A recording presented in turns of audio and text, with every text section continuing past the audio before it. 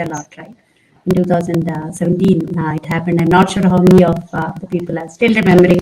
So it's actually connected to multiple ways. So one is actually just sending large number of requests and then chop the network. That's a way we used to see DOS or denial of service attack. So what we are seeing now is the different way, which is actually ransomware. Sending a ransomware through silly looking or actually real looking, like the example Abhishek given. A phishing mail sent to you, and the person simply clicks it and actually deploys some malware. With that malware, the person system got impacted, and that system actually impacts the major servers which are having it. So one of the example is NHS, which is the National Health Sciences for UK. I think all the UK hospitals have been hacked, and then they cannot access the hospitals for a day. I think I don't remember the exact number of hours they were not able to do. At least 10,000 of patients were sent back home because the systems were impacted by this virus called WannaCry, and then they have been asked to pay a certain ransom. Only then would be released, right? How did they handle it? What did they do? I am not aware because it's not a public information.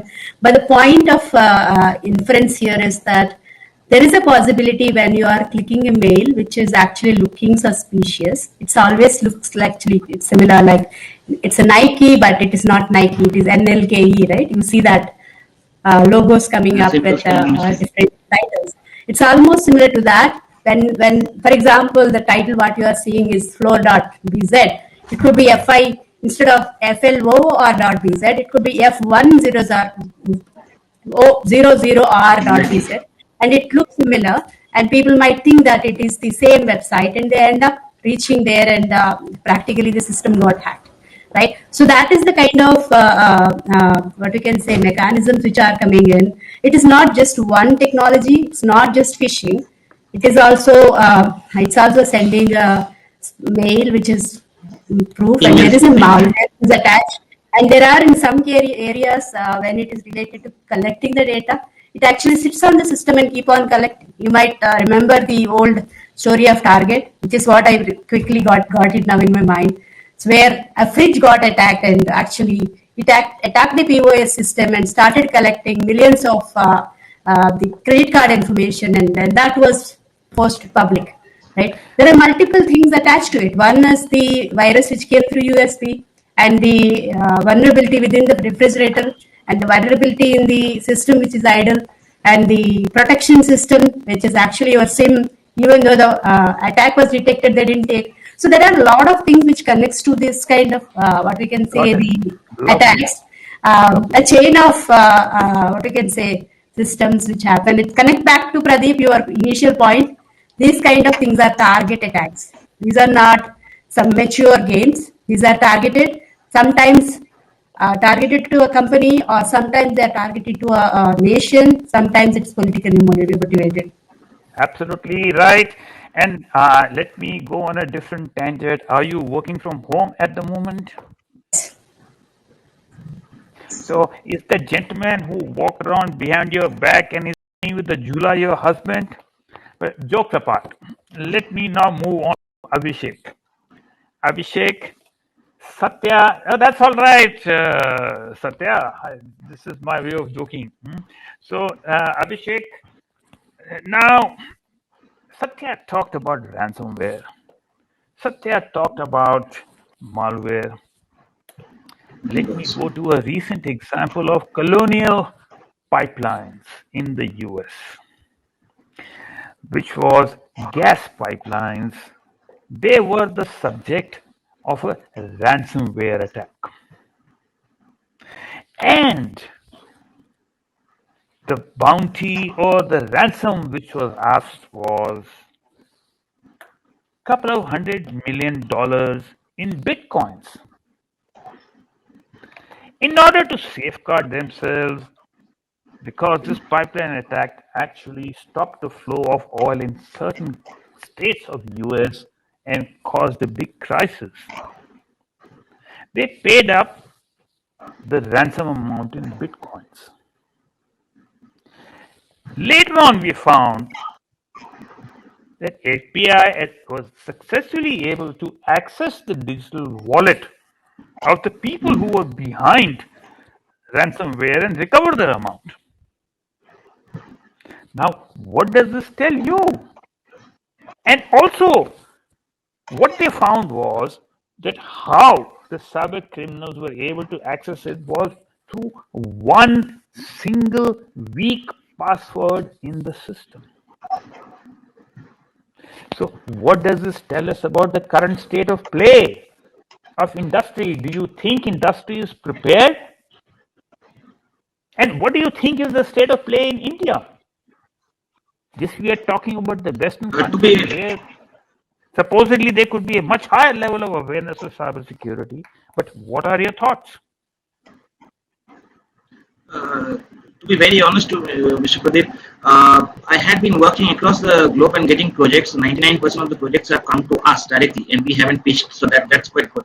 But the point is, across the globe, the thing which is happening as a VAPT, like we provide a services as vulnerability assessment and penetration testing, and we are not providing any kind of endpoint solutions. So on that ground, people are looking for testing their IT infrastructure. Definitely, they are getting aware. Definitely, this pandemic uh, has boosted the cybercrime industry, has also forced industry like the MSMEs and also the enterprises to look into in such a way that only the endpoint will not give them the protection that they want to. Now they need to go for an penetration testing which is required, and that is where they are going for it. In India, we have seen in last 5 months there is a huge rise in penetration testing projects which have come to us, and it's not limited to that. There is also requirement of SOC which has increased. I will not name the top clients, but some of the clients in providing purified waters, they are also into getting into the SOC.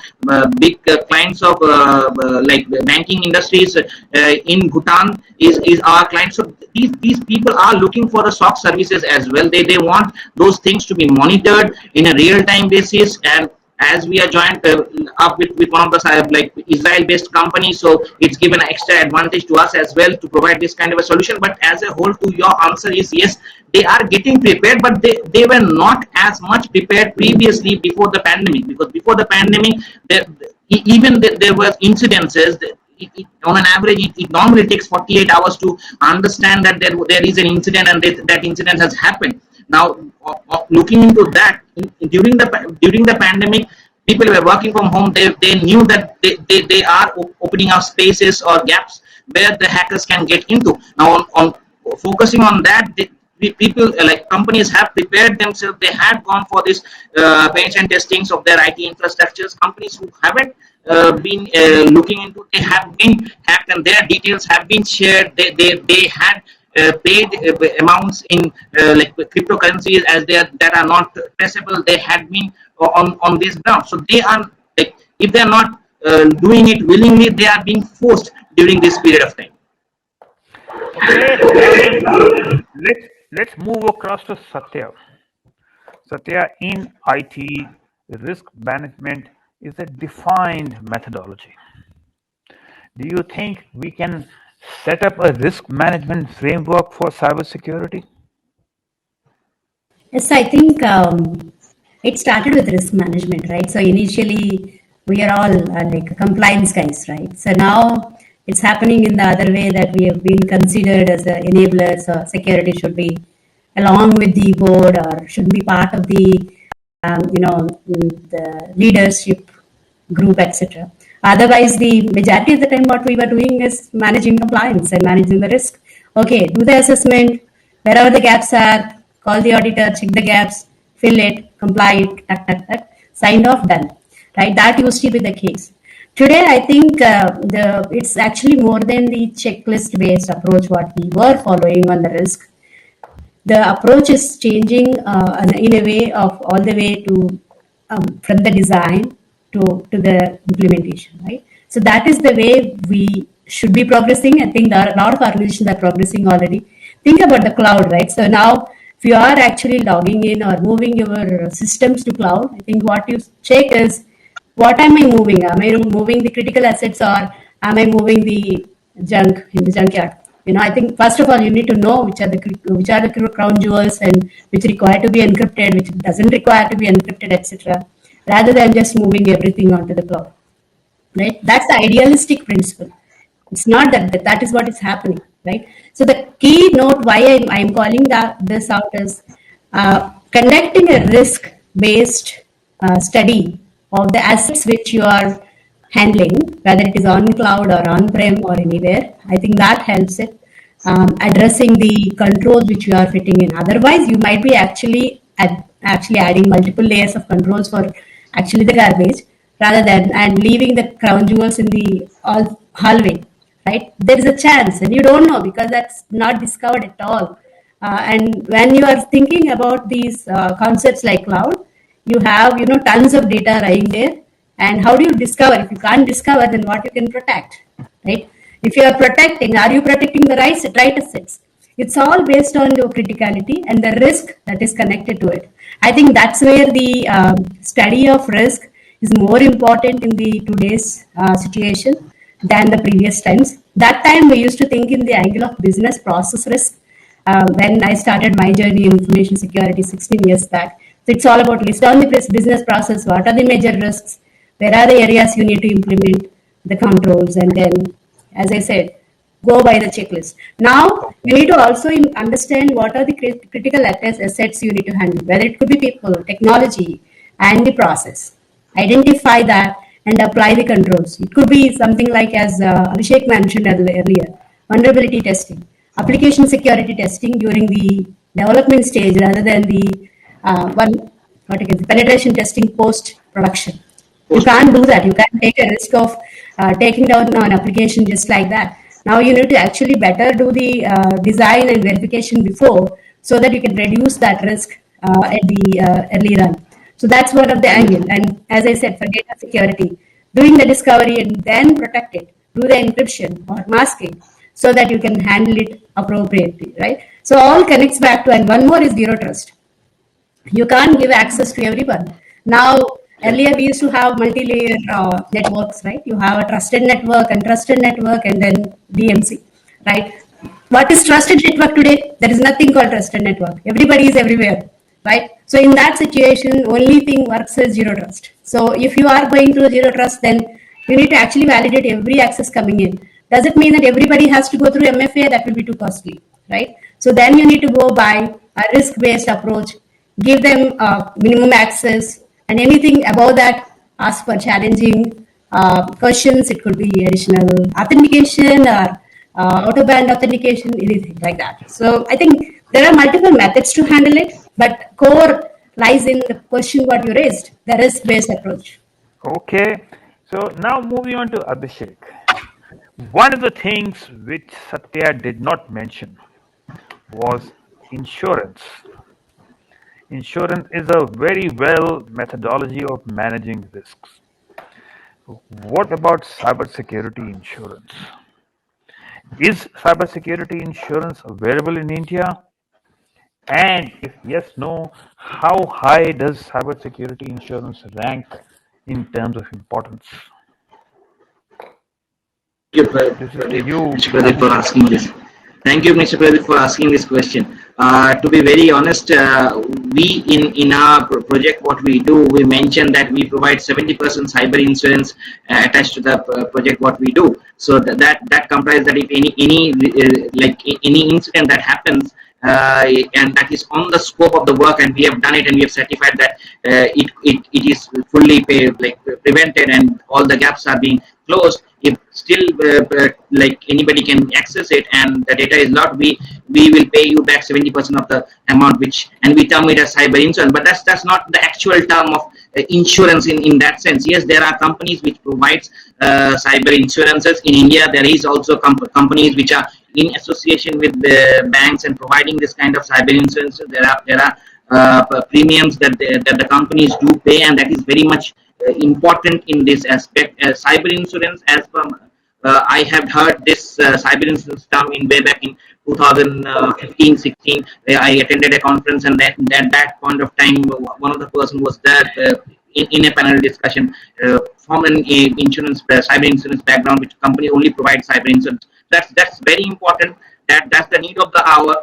If a company wants to have this cyber insurance, that gives a good boost to their IT infrastructure to get it more protected, in the sense that they're giving it, they're insured in that aspect. And also, see, insurance can only, like as you have already mentioned, that about the GDPR. If this kind of a law which is there, which can guide, then the insurance can work along. Now, provided that in India is focusing on Personal Data Protection Act, which is still now not being as a law enforced. Now, if that comes in, now how does it have it? As per the GDPR, as Ms. Satya was telling, that you need to check mark those things, what things you willing to share.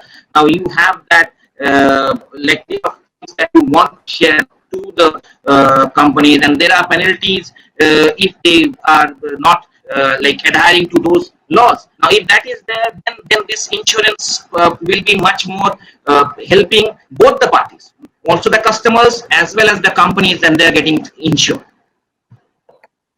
Absolutely right. And globally today, cybersecurity insurance is ranking at the fifth most important risk that insurance companies are offering cover with. And also, when you take out an insurance cover, it is quite similar to taking out an insurance cover from your home, contents and goods. And when you take out an insurance cover, the insurance company will ask you as to what are the protection mechanisms that are there in the physical world. And likewise, cybersecurity companies will also ask you as to what measures have you taken to protect yourself from cyber criminals. So let me go across to Satya, and let's go on to the topic of emerging technologies. And here, see, today the biggest impact is coming not by one technology or emerging technology, but how different emerging technologies fuse or blend with each other. So how AI is blending with AR, VR, IoT, and so on and so forth. Now, what are your thoughts in regard to cybersecurity and emerging technologies? Do you think that there is this issue of cybersecurity is being adequately being covered in emerging technologies? Let's take AR, VR as an example, but you can use any other example. So over to you, Satya. So I think I'll take IoT as an example. I think that would be easy for me to speak about. Maybe you can educate us. Okay, so coming to IoT, I'll just give an example of what we are reading or seeing right now, which is actually automated cars, right? Which we already seen or heard, and it's happening. It's not the whole thing. And not just the automated car, which requires a complete automation, but every what we can say costly car, which has all the luxury features in their board or control panel board, also have certain features to control the car itself. It may not be completely driving the car, but it can control some systems inside the system, inside the car mechanics. Right. So there is, mechanics are no more the mechanics which are actually working by brake, gear, clutch, but it could be actually worked by the electronic impulses which is going by the content what is there. So as long as it is driven by a firmware, as long as it is there, it could be attacked through malware. Right. So once it could be attacked through a malware, it is actually easy to break by the hackers. So there are attacks being observed in particular models. I'm not going to go and speak about which model was attacked, etc. That will be very curious to find. But there are certain models which were already being identified as vulnerable. Actually, there were tests conducted saying remotely you can actually to twist the complete car and turn it around, and then you can accelerate the car, or you can actually completely switch off the AC and the entire gas system. So there are a lot of use cases to control the autonomous vehicles as well as the vehicles which just have infographics. So that's one of the story where the cybersecurity which we observe. Second is about you might have seen the story about the thermonuclear plant where the entire systems was attacked by just going through a malware which was attacking, and then uh, what again, the centrifuge was impacted and the entire thermonuclear system was impacted. So that was another use case on OT, right, which is actually industrial operation systems, which are completely mechanical. There is very, very limited access to technology. So coming to the other use case where we find this increasing and it is close to the people is our own the watches and smart healthcare devices. So in certain countries, again, it may not be prevalent in India, but a lot of countries have this artificial control system. Some are to control the heart, some are to control your blood pressure, or just to monitor the heart or monitor the blood, or monitor the what you can see lung movement, different parts, right? So what if that could be attacked, right? Which means practically somebody can kill you by just doing a simple attack, right? And there were theories and there were exploits which were presented in different forums saying that this is possible. So where are we going with this kind of attacks, right? So, and coming back to your question, how far we are ahead in the journey of the cybersecurity? Do we have controls in place? Do we have standards in place? Coming to that, I think the standards for IoT is still developing. We have, at least I haven't seen a completely approved standard for a paper. We have seen multiple papers, but not the standards. So we're yet to see IoT security papers addressing different industry, different sectors, etc. So what I can say is the security controls for these is evolving, and it takes a lot of time. Considering that what is there is just a small, simple firmware which uses very limited area of what we can say area to develop something. If somebody have done that efforts to attack, we can only counterattack that particular attack, but we cannot foresee what else is coming in. So it takes a lot Well said. to reach Well there. said. Love it. And now I go across to Abhishek for the last question of the day. And the last question of the day is, Abhishek, insiders account for a significant percentage of cybercrime. How best do we address this particular threat? Very well question, and thank Pradeep.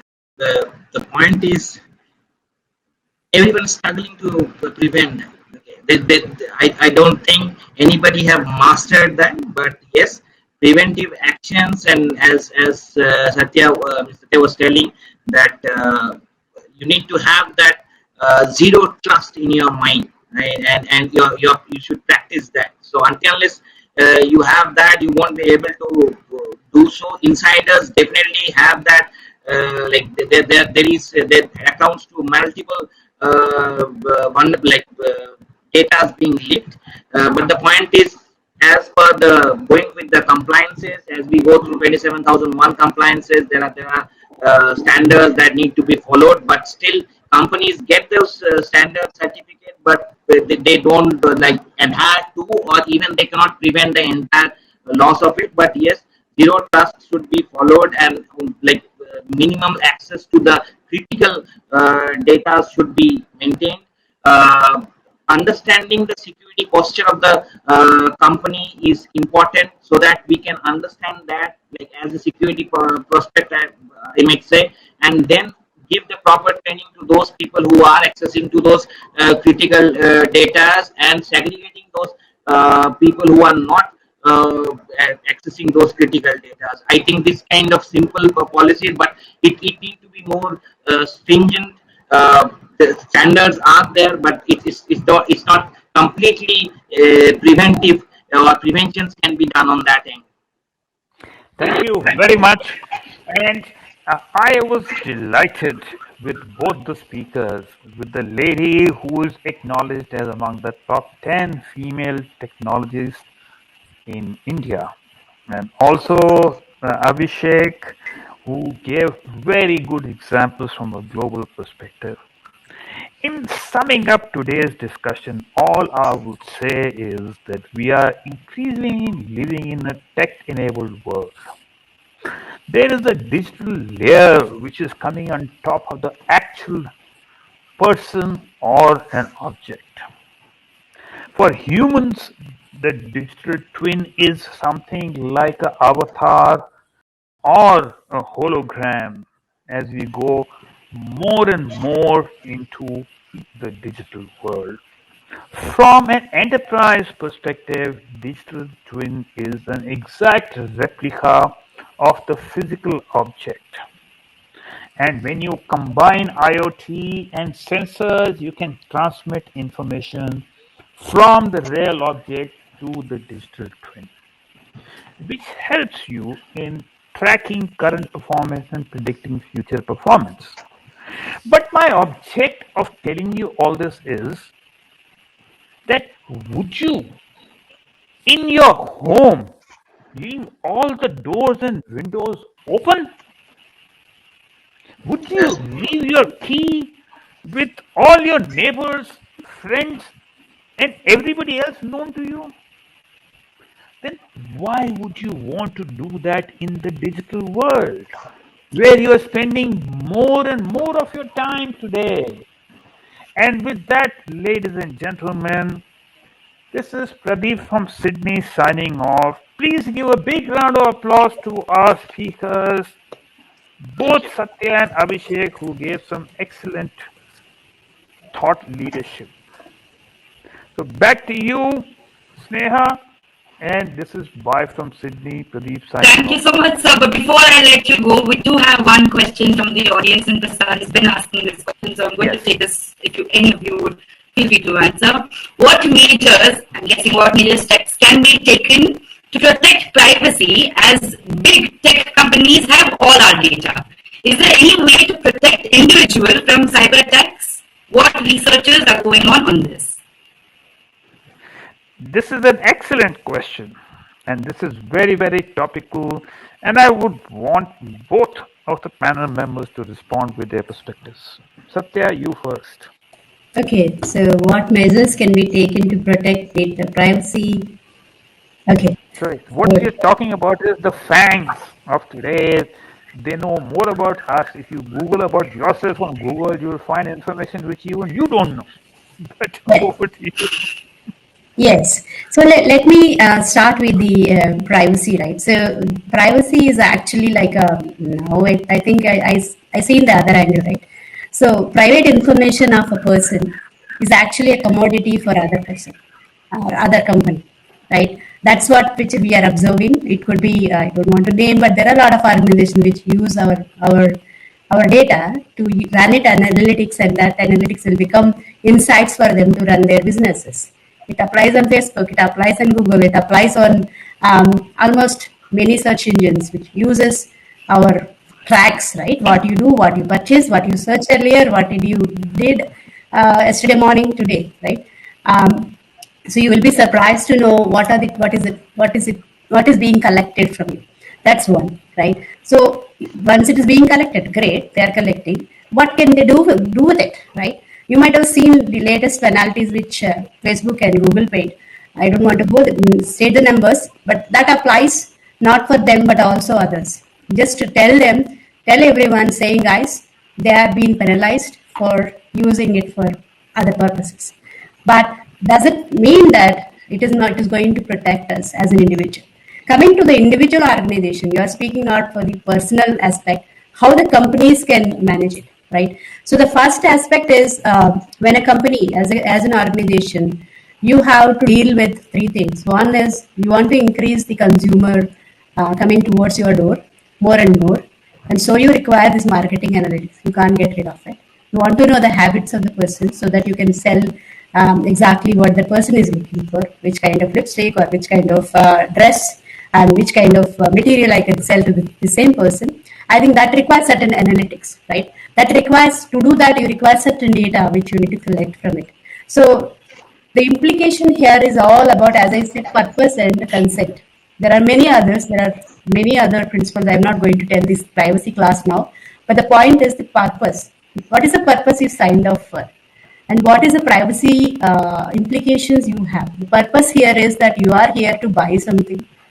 So what is required? You require an email address, you require a delivery address. Without these two information, you cannot log in, and without having the address, you cannot get the material back. Anything else beyond that, like your trail of what did you see, what did you watch, etc., is actually a statistics of what you are doing.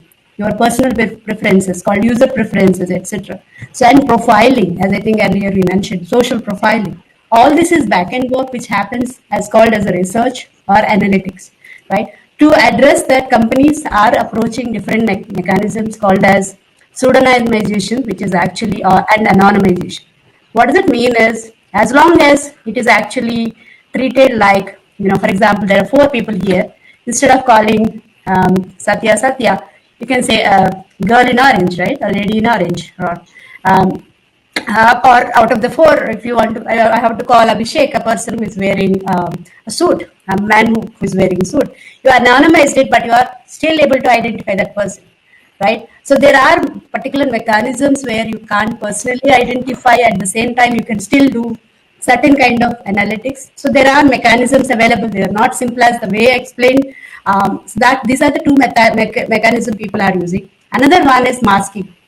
Yeah, so I will. In the interest of time, I will Yes. have to, say thank you very much, Satya, and absolutely right. Data masking is exactly a technique which has been used, in data management for quite a few years. Any last comment, Abhishek, you want to make before we sign off on the same subject? I think Satya has mentioned everything in detail, so well explained. I don't have anything to be adding on. Just a simple psychological thing that to be added is, if what thing you are sharing, that is important. So, and why it is being used and how it is being used. If these three are the questions, and why you are giving your personal data. When is your birthday? Don't give the original birthday. It's only required your email ID and your physical address to get your product delivered to your place. Give that minimal address correctly, and give them dummy data so that you don't compromise on that. And obviously think that you are hacked. Whatever you give on the internet, you will be, your entire data is available. If somebody searches ICSS Abhishek Mitra, they will definitely find my image there over the internet, and nobody has purposefully given it. They have been crawled by Google and put there in the image section. So you need to understand whatever you are giving it over the internet is made to, it will be public, and it will be utilized by companies to target you by in the purpose of selling something, or nothing is free over the internet. So just think what you are sharing over the internet, and think yourself to be already hacked. You're already being compromised. Then your behavior would be on a protective way, and you will be thinking on that sense what things to be shared and what not. Lovely. And the only comment that I would add over here is that when you give dummy data, just remember the dummy data, otherwise you might get locked out of your account. Yes. So thank you, Sneha. Thank you so much. Can I just add, Mr. Khanna, this has been a genuine honor to host you here, and a delightful experience watching you moderate this panel discussion. And this panel discussion in itself has been so enriching, so insightful, and quite honestly, very entertaining. Thank you so very much to both the panelists, and thank you so much, Mr. Khanna. It was amazing. Thank you very much. Take care. Bye. Thank you.